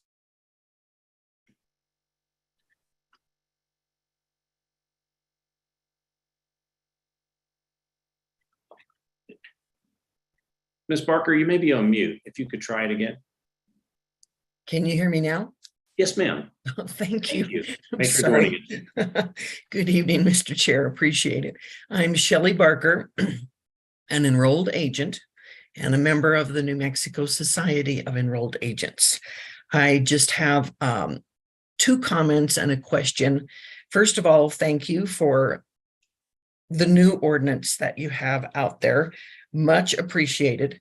And thank you very much. You came up with a definition for tax preparers, and thank you for excluding enrolled agents in that definition. We all appreciate your acknowledging our professionalism. Comment number 1. Comment number 2, the goal of this ordinance is wonderful, to protect the taxpayer, because there are, quote, bad, quote unquote, preparers out there, and they are the ones that file the fraudulent returns, and they are the ones that take the excess deductions, and they are the ones that offer loan products with exorbitant interest rates. But my comment, and it's strictly personal, is that this ordinance does nothing to catch those naughty people. The only thing it is, I mean, those bad guys, they're not licensed. They don't have a CRS number with New Mexico Tax and Rev. They're not registered, and the ordinance does nothing to track them down. If you could please just scrap the entire thing instead of giving the good guys additional work during the tax season, that would be the best thing you could do at this time, and then focus on finding the nasty guys. The last question, it hasn't been answered about how you are going to penalize an employer who is credentialed. I love the timer though. Ms. Barker, I do too. But thank you. Will you finish your thought there very briefly, and then we'll move on and we'll try to. Well, the question that has never been answered, if you have an owner of a tax preparation firm who is an enrolled agent or a CPA or an attorney, they are not considered, they are excluded from the ordinance. But what if they have employees who are not credentialed? If something goes wrong, then who is penalized? The owner, the tax preparer, who is going to be fined? And that question has never been answered by anyone, as far as I know. Thank you. Thank you, Ms. Barker. Mr. Cornelius, next speaker. Andrew Schultz, followed by Sean Brady. Good evening. My name is Andrew Schultz. I'm an attorney with the Rohde Law Firm here in town, and I represent the American Coalition for Taxpayer Rights. I want to start off by segueing off Councilor Davis's earlier comments. When this bill was first passed back in February of 2021, the bill was passed by the council without any input from the industry. We came back to the city council, and in November of last year, the council passed a stay, which allowed members of the industry, ACTR, the group that I represent, and representatives of the city to sit down. I just want to echo what Councilor Davis said. It was a long, drawn-out process. Many drafts went back and forth. And like Councilor Davis said, this is not perfect, but it is something that all sides believe is workable and is certainly worth beginning the process to allow to go forward, so that if further revisions need to be made, we can come back with more of a track record before the city council for those further amendments. With regard to the comment made by the last speaker, There are two separate enforcement provisions currently in this version of the Act. There's an enforcement provision that's carried out by the city, and there is a potential for private rights of action for people who feel that they've been harmed. So all in all, ACTR, which is the industry group for tax preparers, stands behind this compromise measure, and we do hope that the City Council will vote in favor. Thank you, Councilor. Grace Allison, followed by Sean Brady.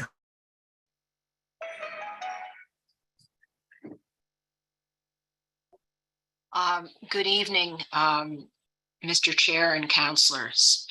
I'm an income tax attorney. I've been one for 40 years, and for the past 12 years, I've worked at low-income taxpayer controversy clinics, first at UNM School of Law, and then at New Mexico Legal Aid. Many of the thousands of tax controversies I've seen could have been avoided by competent income tax preparation. We see returns prepared by commercial preparers that understate income, overstate deductions, as well as situations where Social Security numbers provided by the taxpayer are stolen and where important paperwork is not returned. I urge your support for the Albuquerque Tax Preparers Ordinance from the bottom of my heart. Thank you.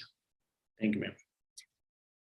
Sean Brady, followed by Ann Lynn Hall.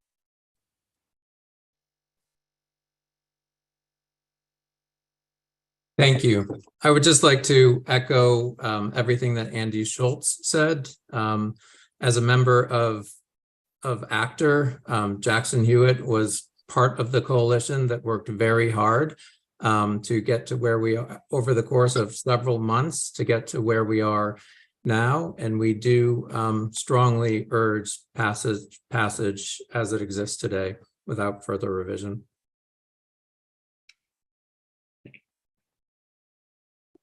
Ann Lynn Hall, followed by Cecilia Ubill. Good evening, Mr. Chair and councilors. My name is Ann Lynn Hall, and I am the CEO of Prosperity Works. Prosperity Works has a mission of helping New Mexicans achieve economic prosperity, and part of our work is protecting assets. I am here to support the passage of Ordinance 22-53 as introduced with no amendments. I served on a team of advocates that helped to review and provide guidance on critical points of this ordinance. This is a good compromise that protects taxpayers in Albuquerque while also addressing industry concerns about the ordinance that was passed in February of 2021. For over 7 years, I was responsible for a statewide tax preparation program that served low-income New Mexicans. During that time, I heard many stories from consumers who had received incorrect tax preparation services. Their returns were done poorly, and they had not been informed about the fees that were being charged to have their return completed. I saw many families who had been told that they should use a refund anticipation loan so that they could have their refund right away. These people were not told that they would get their refund quickly without the refund anticipation loan, typically in less than 1 week. In my opinion, this amounts to the industry not telling consumers the whole truth so that they can make additional profit. Consumers deserve to know how much they're going to pay for services with no hidden fees. They deserve to know if the person preparing their taxes is qualified to do their return. They deserve to know to have their return prepared accurately and honestly. They deserve pathways for recourse when something goes wrong. Our consumers need regulation by the city as there is almost no state or federal oversight of this industry. It is important for the city to maintain strong enforcement and consumer remedies to ensure that our community is protected. Thank you for your action in supporting this important consumer protection as introduced with no amendments. Thank you. Cecilia Ubel, followed by Jasmine Irizoki Ruiz. Good evening, and thank you for the opportunity.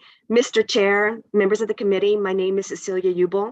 I manage several of the H&R Block's 21 tax preparation offices across the city. Each year, we help tens and thousands of Albuquerque residents file their taxes and receive their benefits. With respect to the new tax prepare ordinance before you, I would like to thank Councilor Davis and your staff are considering revisions to the original ordinance.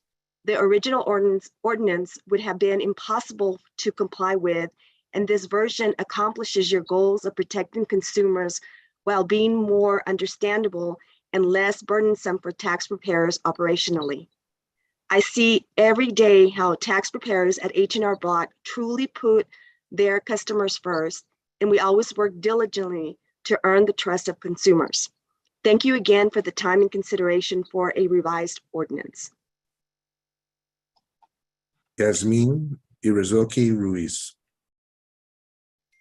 Good evening, Mr. Chair and members of the committee. My name is Jasmine Irazoki Ruiz, and I'm a senior attorney at the New Mexico Immigrant Law Center, and I'm commenting in favor of the Albuquerque Tax Preparer Ordinance that's currently before you. The New Mexico Immigrant Law Center is a nonprofit legal organization offering free legal services to New Mexican immigrants, and we urge the City Council to vote a do pass for O2253. I participated in meetings to provide input and come to this version of the legislation because of the interests of immigrant consumers. It may come as a surprise to many, but it is imperative for immigrant clients to have access to competent tax preparation services, and this ordinance will aid in ensuring that. Taxes are often used to prove good moral character in immigration cases, and we have seen numerous instances in which our clients have found themselves in difficult situations because they have been victims of predatory tax preparation services, For example, I've had clients who have been lured by promises of a higher tax refund if they engage a certain tax preparation business. And tax preparers have done this by preparing a Schedule C, even when a client did not own a business. In another situation, I had clients that said in order for a mixed immigration status family to be eligible for the earned income tax credit, they should have the undocumented parent's child with DACA file as head of household with the US citizen children as dependents. This has serious implications for documented children and the undocumented parents, because unless they can prove that they did not intend to commit tax fraud and were advised by predatory tax preparers, immigration courts and USCIS can enter a finding that the immigrant lacks good moral character and therefore not eligible for immigration relief. These are only two examples in which predatory practices have negatively impacted immigrant clients in our office. And this ordinance would be a protection that this group, as well as other vulnerable groups in our city, need. Thank you for your time. Thank you, ma'am. That concludes public comment. Thank you, counselors, for your time, and thank you to all of our speakers, and thanks to the administration. I can't say enough how much I appreciate everybody coming around the table for this. This has been a 2-year sort of back and forth push and tug. And some of you as counselors have heard from both sides over the years, and I appreciate very much that, much to my surprise when we started this, you heard all of the speakers on both sides say, this is a good bill and we should pass it. And so I appreciate everybody's hard work on this, including the mayor's office, who really dug in and got down to the details with us and really sat down to do that. Councilor Bassan. Mr. Chair, hopefully once this passes, you can celebrate, because I know this has been a lot of work.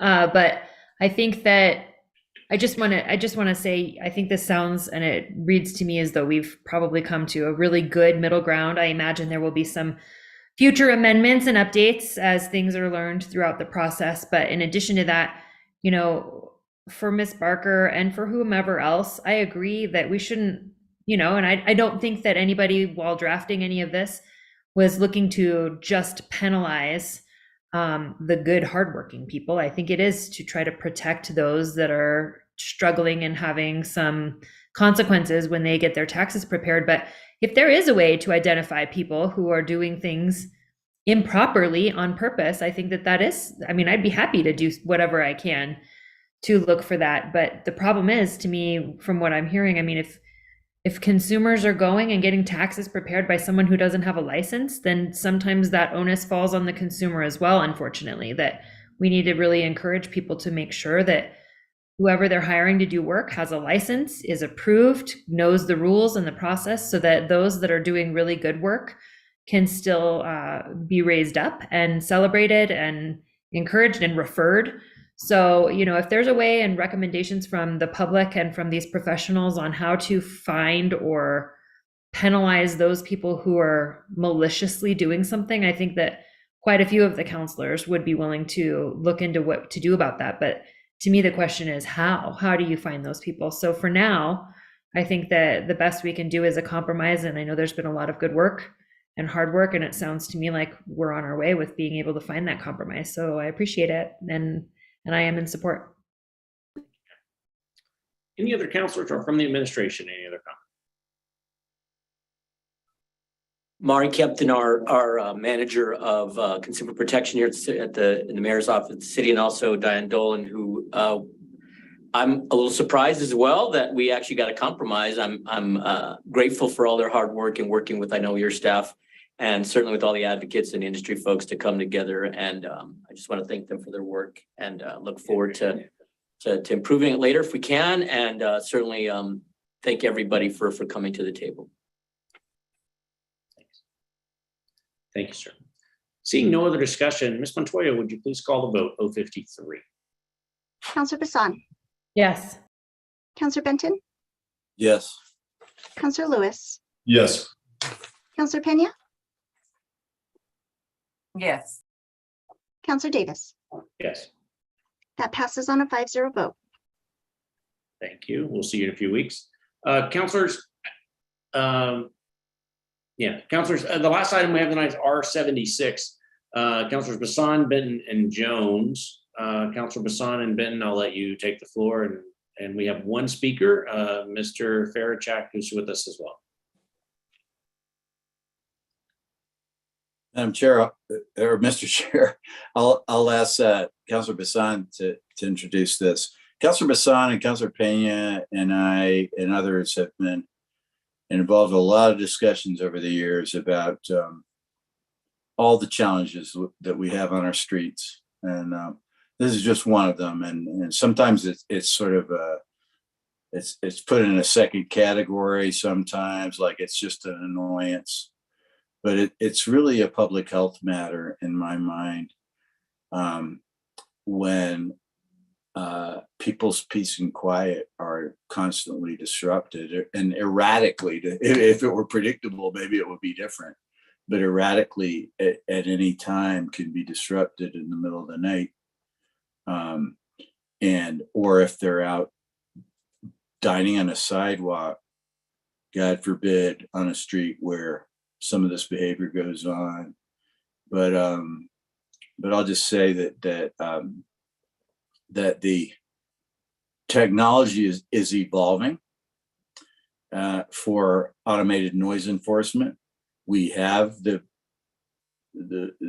legislation on the books already with regard to illegal vehicle noise and modified vehicles that are not do not have muffler systems that are according to factory spec. We have shops around town, it's widely known, that are installing illegal mufflers. This doesn't solve all of those things. What it does is take a look at what the current technology is, which is European technology. Sorry, we don't have an American provider right now. But we have some American cities that are looking seriously at this, including suburbs of Denver and Knoxville, Tennessee, sort of a similar sized city to ourselves, New York.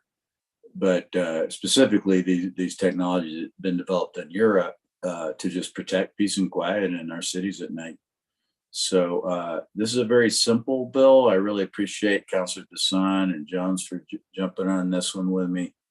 But this would allow the administration or direct the administration to proceed with looking into having a test of these systems and very, very minimal fiscal impact. In fact, the primary producers of these systems will put one in and just let you try it out for very low money. So I hope everyone agrees that this is a quality of life issue and also, as they say, a health issue. Thank you, Mr. Chair. Mr. Chair, if I may. Thank you. Mr. Chair, I'd like to move a due pass of R76. Thank you. And I'll second that, Mr. Chair. I'm not quick on my button. I'm on all the wrong devices tonight. And Mr. Chair, I do want to, say that I'm not going to lie. When I was first approached by Councilor Benton, I thought noise camera seems like a huge oxymoron, and I had to do a little research. But I am very happy to say that there is technology out there. And I think that we've been working on mobile speed enforcement. We get regular complaints. The whole Speeding Has a Name campaign that Councilor Pena, Councilor Benton, Councilor Senna, and I worked on. I think that was the impetus of some of our dialogue, and really looking at, it wasn't just speeding, but also the noise that comes from vehicles throughout the city. And a lot of people are constantly, to even this last weekend, reaching out about how noisy vehicles are in the district. And I think that, what we can do to minimize that is going to be really beneficial. But for those watching and paying attention, it's not for lack of trying other things. I mean, the several of us that I just mentioned have worked with the environmental health department. We've worked looking at how to change working with the county to see what we would need to do to change some of the laws. But because people could either, change a different address or register their vehicle in a certain location, it makes it a lot more challenging. So I know that we have the one public comment, Mr. Chair, but I think it would be beneficial at some point to listen to what APD has to say about how beneficial this may be for them. And maybe, hopefully with APD, you'll let us know too, how mobile speed enforcement has been working, because although they're not the same, I think they are similar. And I'm curious to hear what the department would like to see us do in conjunction with this. Thanks. And maybe, councilors, if it's okay, let's go to our public commenter really quickly, and then I think we can have a discussion with APD amongst ourselves once we hear from his wise counsel from our friend at UNM. Thank you, Mr. Chair. We do have two speakers. We have Nick Ferenchak, followed by Andrea Calderon. Good evening, everybody. My name is Nick Ferenchak. I'm a professor in the Civil Engineering Department at UNM, where I mostly focus on traffic safety. And I also have a business called Not Allowed, where we've actually been working on automated noise enforcement for a couple of years now. So I'd like to commend the council on taking action on this really important issue. I'm not sure if I'm allowed to ask questions, or maybe this is just a comment, but I'd love to discuss some of the details and robustness of what you're envisioning for this enforcement program, so that we can hopefully cater our technology to work for you. I noticed the resolution cites Article 9 of the city ordinance, which is kind of general noise, and also the state vehicle code talking about mufflers. But I'd be interested to learn more details about, I don't know if it'll be part of the resolution, or I could discuss with some of your staff about details regarding maximum decibel level for different types of vehicles, how to measure the noise, where you would like the noise measured, different details like that. So hopefully we could use our technology that we're developing right here in Albuquerque and roll it out for this pilot program. And yeah, thank you once again for taking some initiative on this really important issue. Thank you, Mr. Ferenchak. And it's good to hear there might be a local solution for that. And so probably best if you would reach out to our staff, and someone will reach out to you here. We have your contact information to sort of talk about some of those technical aspects before the final passage. And then if it does, that'll be a purchasing question that can come up as part of that process. Thank you. Thank you. Ms. Calderon. Yes, Andrea Calderon. Great. Thank you for having me this evening. So good evening, counselors. My name is Andrea Calderon. I'm a senior advisor of Healthy Communities at Johns Hopkins University Bloomberg Center for Government Excellence. And I am also on the Indicators Progress Commission for the City of Albuquerque. So I encourage the committee to consider additions to the bill language that additionally focuses efforts on emissions reductions and public health impacts. I certainly commend Councilor Benton's focus on public health. And I believe that integrating the language into the bill paves a way towards data analysis that would not have otherwise been considered. Now, public health impact sounds like a really broad category of concerns, but there are specific key indicators that could be accompanied to this language that are absolutely measurable in a smart fashion. And so decreased levels of emissions as evaluated by city or expert design technology is an example. We could evaluate rates of hospital visits by children and adults to the ER due to asthma or other respiratory incidences, and instances of increased or decreased cognitive performance within schools in particular.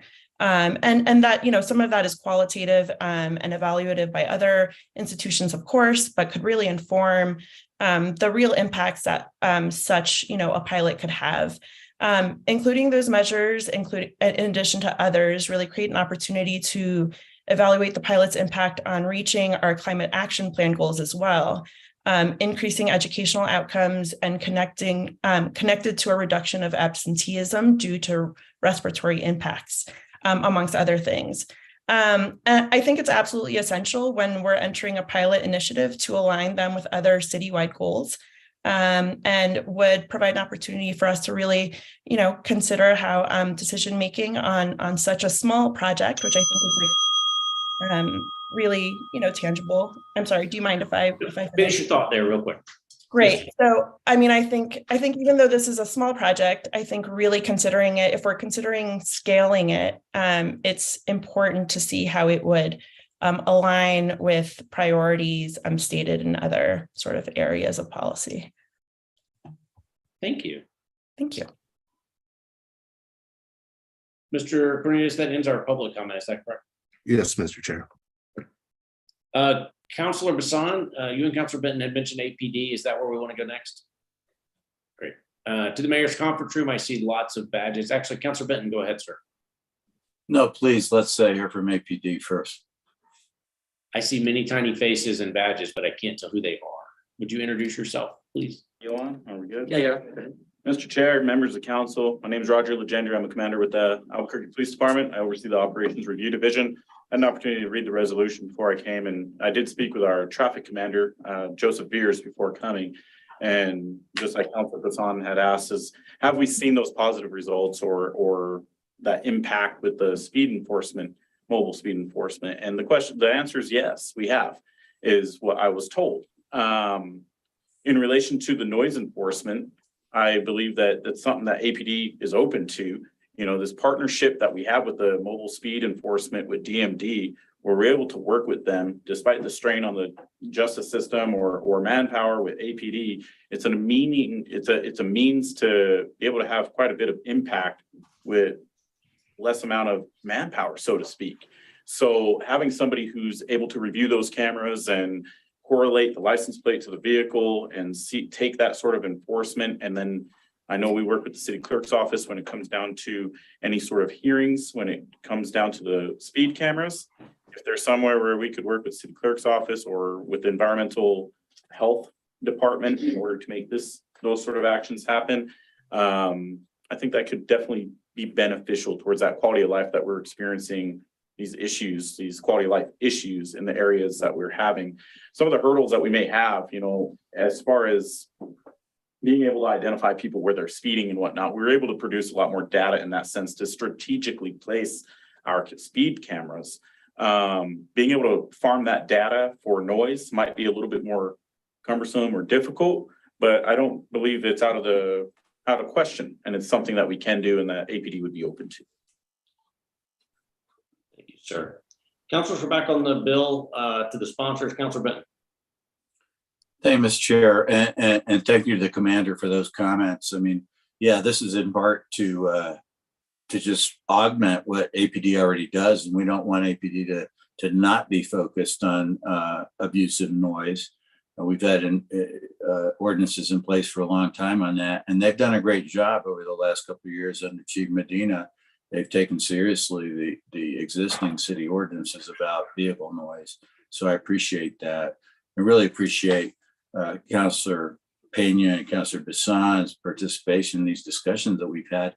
I think they'll recall, I'm not sure if they were both in that meeting, where we had a Roswell Police Department retired officer who also happens to be an ASCME, I think, whatever that acronym is, certified mechanic, who came and spoke to us and described how our existing systems, and going back to Ms. Calderon's question about emissions, our existing emissions program that we're required to comply with in Bernalillo County has possibly a role to play in this. We've had discussions with environmental health as well. And to to make perhaps make the inspections part of the emission inspections, which says we're already doing it anyway. And also to give tools to APD. This guy's I'm sorry, I apologize if he's watching, from Roswell, is very knowledgeable about not only mechanics but law enforcement.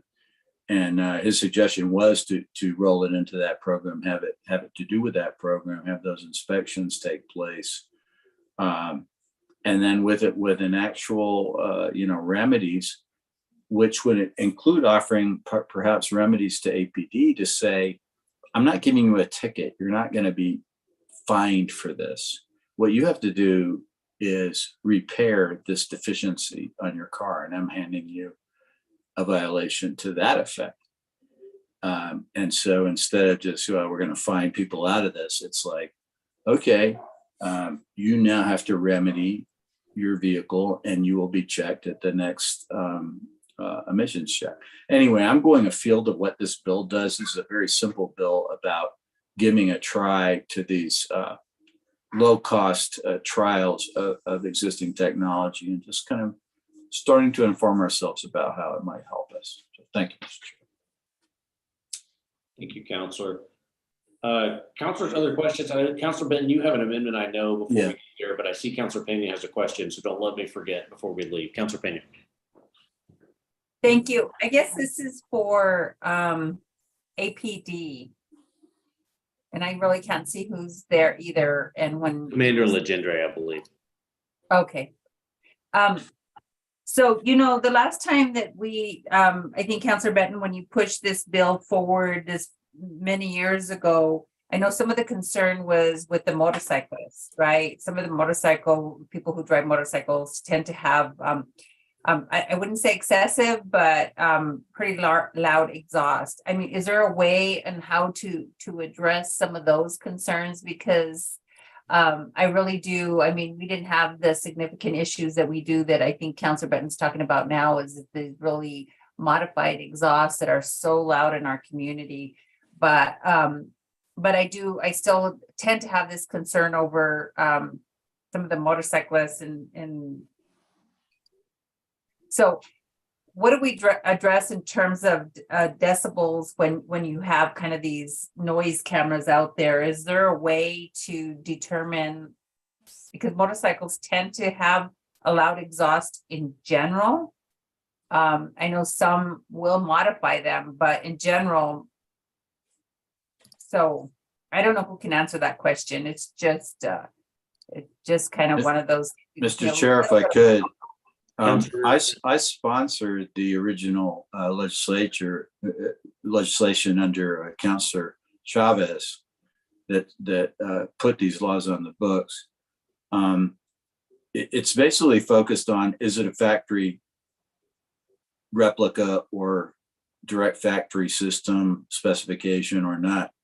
And I know there's a lot of talk about loud pipes save lives and so forth. I suppose that's an argument and so forth, but I don't think we can divide classes of motor vehicles when it comes to doing some special treatment, if that's what you're talking about, of motorcycles, because they're all contributing.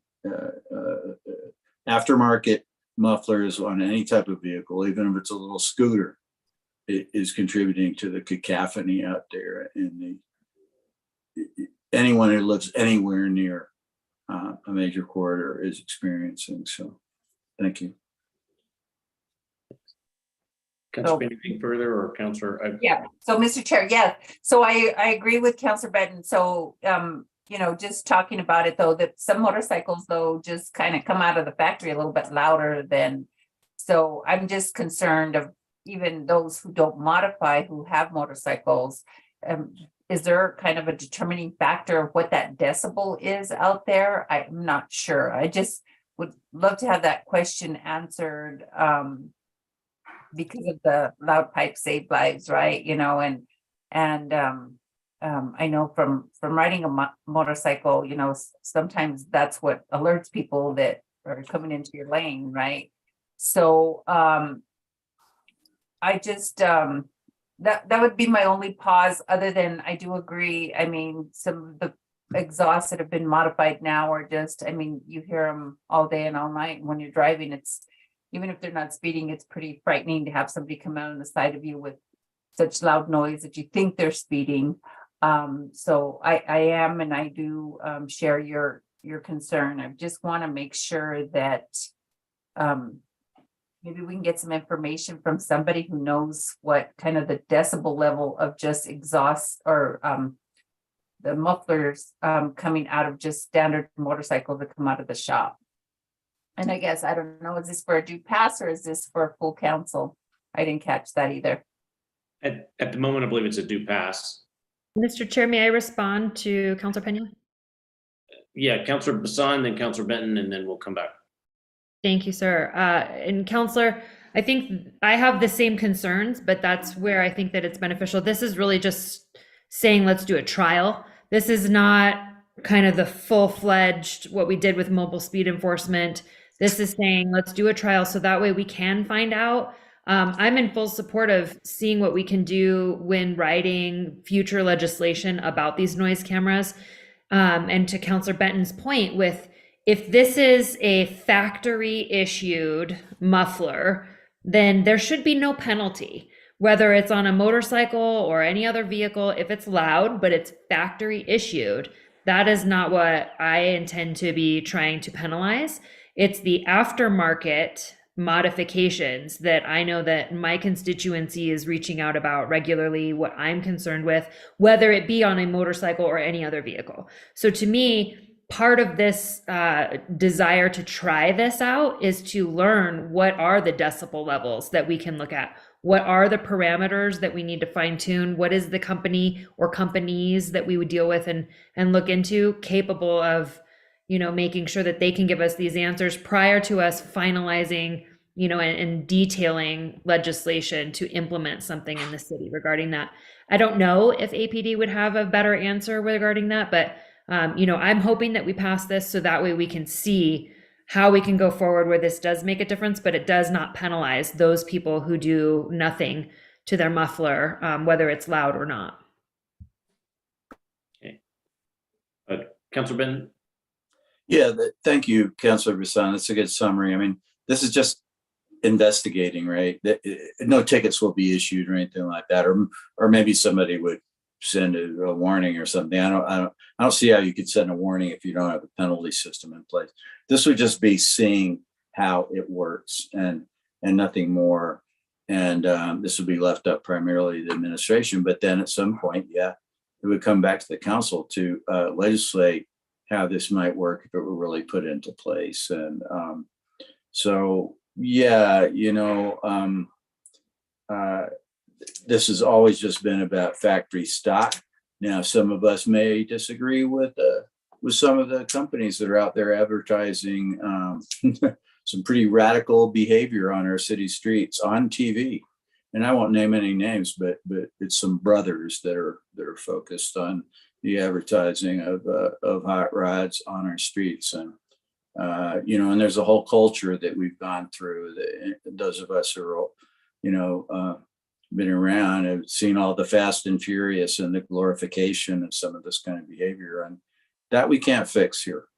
What we can do is take a look at existing technology, and as I understand it, it can be fairly low cost for the city. And if we've got a few $1,000s that we need to come up with to make sure the administration is made whole, I know they support taking a look at this as well. So thank you, Mr. Chair. Councilors or the administration for any final thoughts before we close on this bill? Councilor Benton, did we do your amendment? Oh, we did not. So I am on the wrong device without my so if somebody can share that. So here it is, page one, page 1, line 8, revised for excessive vehicle noise is in violation of the Code of Ordinances, Vehicle Nuisance Ordinance. That's the correct reference, and New Mexico state statute. And on page 2, line 6, revised as follows: the administration shall consult and work with APD and Department of, comma, and Department of Municipal Development and the Environmental Health Department and other departments and agency as relevant to develop and administer the pilot program. And again, when our discussions with Councilor Pena and Hassan and others in the past, we have had environmental health there, and they have been helpful with their suggestions. So I think these are the right departments to be looking at it. Great. So I move committee member number 1. And Councilor Bassan will offer a second. Councilors or administration, any last comments on the amendment? Seeing none, Ms. Montoya, would you call the vote on our amendment, please?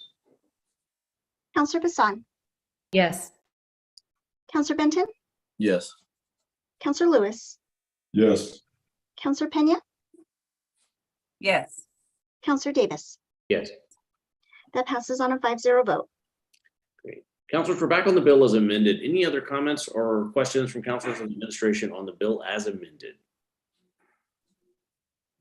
Councilors Bassan and Benton, anything further to close? Urge your support. Heard your support and a head shake, so we'll go with that. Ms. Montoya, would you please call our vote? Counselor Bassan, Yes. Counselor Benton, Yes. Counselor Lewis, Yes. Counselor Pena, No. Counselor Davis. Yes.